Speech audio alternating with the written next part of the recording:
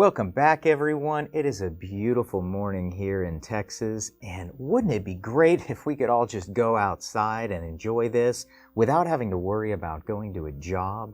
If we could retire today, that would be amazing. But in order to get there, we have to plan out our costs. And I have done this just recently, and I was very much surprised at how much this is going to cost me. So today, we're going to talk about the details of what I have found, how to come up with an appropriate retirement budget, and where to go from there. Now, to start out, we're going to have to begin with a budget. I made a video previously about how to create a budget easily using the reverse budgeting method. Basically going back through your credit card and bank statements and putting it all into a document so you know what you actually spent last month. Well, we're going to take that one step further here, and then we're going to take it one step further than that. So the first thing you need to do is take that document and expand that miscellaneous section. Break it out into all of the details of what you're actually spending. So you can't have a $2,000 miscellaneous section. You have to know, what does that contain? Is that groceries? Is it eating out? Is it some obsession that you have that you just waste money on a regular basis? Break that out into its other categories, and then we can go from there. In order to do this, go back to the last 2 years of bank statements, the last 2 years of credit card statements. Check all of those, determine, are those numbers correct that you have in your budgeting document? Meaning, were they different from last month? Or were they the same? Chances are they're going to be different. There will be things that came up over the past 2 years that didn't happen last month. You need to account for those in some way. I recently did this and was surprised with my findings. I have had a budget for years, I live within my means, but I occasionally go back and refine what my budget is just to make sure I am spending what I think I'm spending, and most years that works out okay. However, this year I went through it, and I went back over the last 2 years using my credit card statements and my bank statements, and I found that my budget was actually about $1,000 a month off. And that seems ridiculously high, but there was actually a good reason for it. I have my basic bills document, which is the budget, which is the spreadsheet that we're talking about here. And that includes my standard monthly bills, the money coming in, the money going out. What I found, though, that it doesn't include is those annual occurrences that aren't expected, and maybe they're not even annual, those non-recurring fees that I have to pay. As an example, I had to buy a refrigerator in the past year. I also bought a freezer.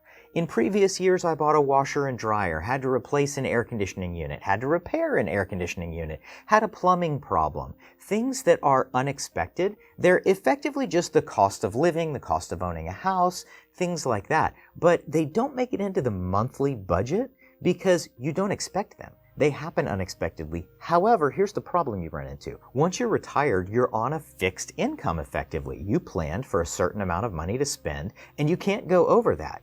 If you're ever going to go over that, you have to have a plan. So when I did this and came up with $1,000 difference, I realized why. I have my standard budget document, and I have another document where I track a running total. And anytime I have an unexpected expense, I track it in that document. Well, just so happens that if you add all of those things up, it ends up being $1,000 a month. So I was tracking all of this, but I realized when I'm going to do my retirement budget, I can't just adjust as I go. I have to know before I retire that I can afford it. What that means is I need to have a category for non-recurring expenses. I need to estimate how much it is, how much it has been over the past few years, and I need to bake that into this retirement budget. Unfortunately, what I see a lot of YouTubers doing when they create their budgets, they seem to have these ridiculously low numbers. And the reason why they do is because they are taking what they expect to come in, what they expect to go out, and they're saying, there's my budget, I'm done. Look at me, I'm living on $20,000 a year. That's not true. They're not counting all of those times where they needed to go get an oil change. They needed to fix something. They had a car repair. They had to do anything that involves extra money outside of their bills. And these things come up regularly. If you like this video, please click the like button down below or subscribe, as I would really appreciate it. I am trying to get monetized and I need 1,000 subscribers in order to get there. Okay, now that you have all of this done, assuming you have your retirement budget, you have broken out the miscellaneous section, you have gone ahead and added in something for those non-recurring expenses based upon your research over the past few years. Now you have an accurate depiction of what your real budget is. Now we can take the next step in order to determine what that budget will look like in retirement. The first thing we want to do is determine what of your standard budget can we remove once you retire. There are definitely going to be a few things that you're not going to do anymore. For example, when you're retired, you're not going to save for retirement anymore. So take that out. You're probably also not going to be saving for your kids' college, because when you retire, you should have already completed those savings. Do you have multiple cars in your family? Maybe a husband and wife, each one driving. Are you going to need both of those cars? Maybe you need two now, but when it comes time to replace a car because it gets older, will you?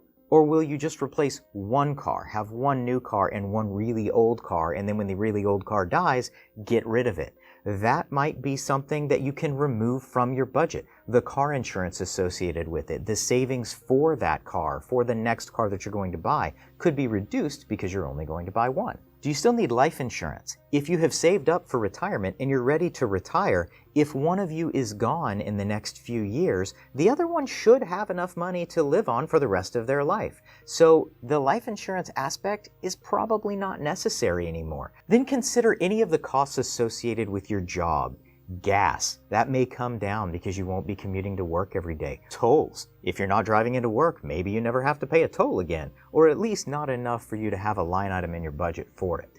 Continue this process. Go on down through all of the rest of your bills and determine what can you remove, what will no longer be an issue once you have retired. Now that we have a refined down budget, let's talk about what we're going to need to add to it now that we're retired, because there are a few costs that come into play after you have retired once that job goes away. First off is your health care. Once you no longer have employer-sponsored health care, that gets really expensive really fast. For example, if you had a $600 a month healthcare plan, the company was probably paying $500 of that, and you only had to pay $100. Well, when you're retired, no, you have to pay the whole thing. Now, there's a couple of things to look at here, and I'm considering doing another video later on where we actually open up the ACA website and take a look at that. The ACA, also known as the Affordable Care Act or Obamacare, is an exchange where you can go and get health care for you and your family that is not associated with an employer. This is a great way for you to find good priced health insurance, but you have to be careful. If you go out there, you'll notice a series of different plans. Some of them are very bad. They don't cover the doctor you're going to right now. They don't cover any out-of-network options. So if you go to your regular doctor and they're considered out-of-network, you're going to pay full price. They're just not going to cover you. So you have to take all of this into consideration, and I might do a video on this later to walk through the steps of how you would appropriately find a good plan for you and what I consider to be a bad one. But regardless, this is going to be a very large cost that you may have to include.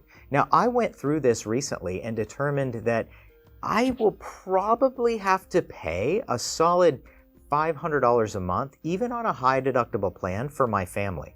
That's just for the premium. That's not including the fact that it is a bronze plan, which means I've got to pay everything out of pocket until I get up to the point where I've eliminated the deductible and then the out-of-pocket max. So I have to account for that. So I determined an extra $1,000 for that would cover me and my family and all of the expenses, but that adds up to $1,500 a month. That may sound like a lot, but what that's actually doing is it's going on the lowest plan, getting a subsidy from the government, and then planning that I'm actually going to use it and have to spend some money. So it's a realistic number. That may surprise a lot of you, but this is going to be a huge cost for you in retirement. Some other costs that are probably going to go up once you retire: vacations. Are you going to take one vacation a year like you have been for the past 30 years or however long you have been working? Probably not. You're retired. You can do whatever you want, whenever you want. You're probably going to take 10 vacations a year, so you'll need to massively increase that vacation budget.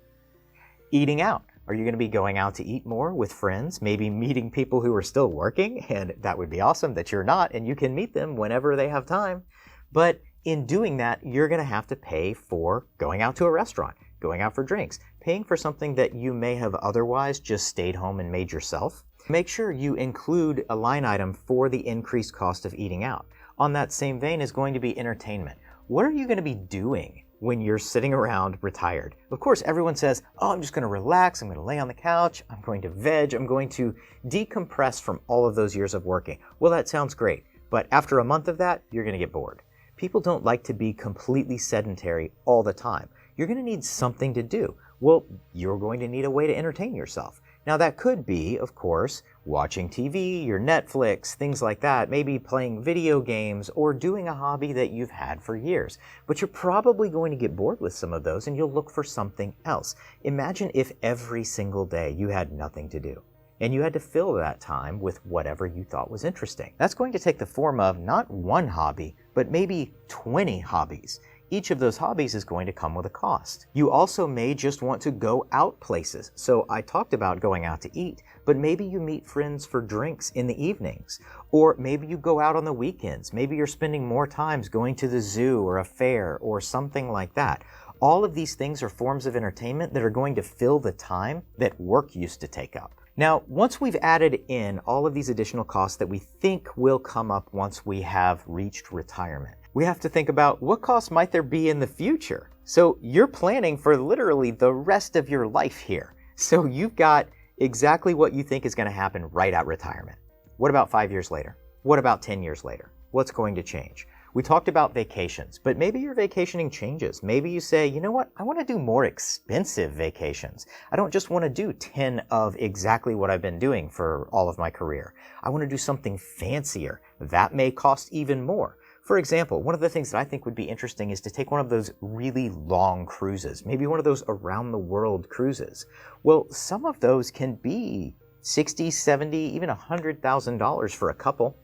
If you're going to do that, that is a massive amount that you need to budget for. You can't just arbitrarily one day say, I'm going to go take a $100,000 cruise. If you don't have enough money for it and you didn't plan for it ahead of time, you're not working anymore. You don't have side gigs anymore, unless you decided to do that in order to fund part of your retirement. But the fact of the matter is, there's no way for you to afford those large expenses above and beyond what you have already planned for. Now, there's also something else to take into consideration. Maybe you move outside the country. Maybe you decide to move to Costa Rica, to move to Portugal, places where the cost of living is lower. In that case, your long-term budget may actually go down, in which case you'll have more free money to apply to any of these additional things that you have come up with that would otherwise cost you more. So it may balance out long-term, but the goal here is you've looked at what you're actually spending now. You've taken out the things that you are not going to be spending money on anymore. You have added in things that you think you're going to start spending money on once you've retired,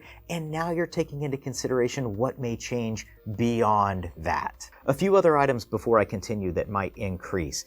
I touched on healthcare, but as you get much, much older, there might be different forms of healthcare. Of course, at some point, Medicare is going to kick in, but might you eventually have a heart attack? Something really bad that happens, it's going to have a very high deductible, or require some kind of hospice care, or moving to some kind of location where you actually live there and they have on-site nurses.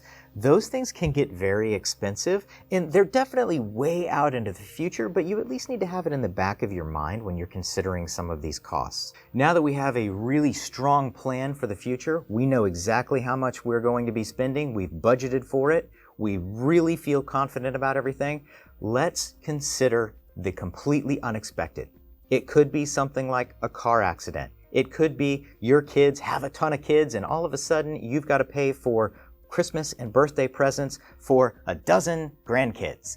Those are expenses that maybe you didn't consider before. I would at least expect there's going to be something you haven't planned for at all. So make sure you have a line item in here, or at least something that would account for all of those extras. This video has started to get a little bit too long, so I'm going to break it up into 2 parts. Stay tuned next week for Retirement Budgeting Part 2. See you then.